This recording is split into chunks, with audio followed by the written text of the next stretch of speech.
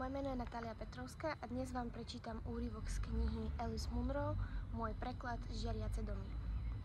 Mary položila svoju šálku kávy. Predtým, ako začala rozprávať, dúfala, že jej hlas bude znieť normálne, bez akýchkoľvek emócií.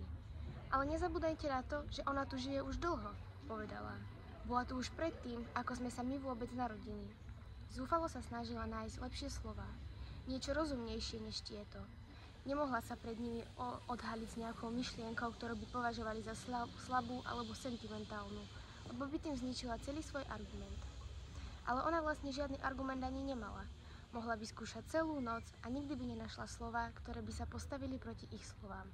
Búda, hanba, špina, majetok, hodnota. Naozaj si úprimne myslíš, že ľudia, ktorí nechajú svoj majetok takto schátrať, si zaslúžia našu ohľaduplnosť? Povedala Janie. Cítila, že plán jej manžela bol ohrozený.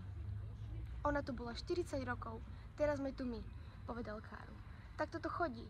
A či si to uvedomujete alebo nie, len tým, že tam ten dom stojí, znižuje hodnotu každého domu na tejto ulici. Som v tomto biznise, viem, o čom hovorím. A pridali sa ďalšie hlasy. Nezáležalo na tom, čo presne hovorili, pokiaľ boli plné sebavedomia a hnevu.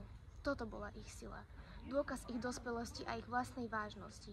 Duch hnevu medzi nimi rástol, niesol ich mladé hlasy a spájal ich ako v opojnej záplave a oni sa v tomto novom správaní, ako vlastníci nehnuteľnosti, obdivovali navzájom, rovnako ako sa ľudia obdivujú, keď sú opití.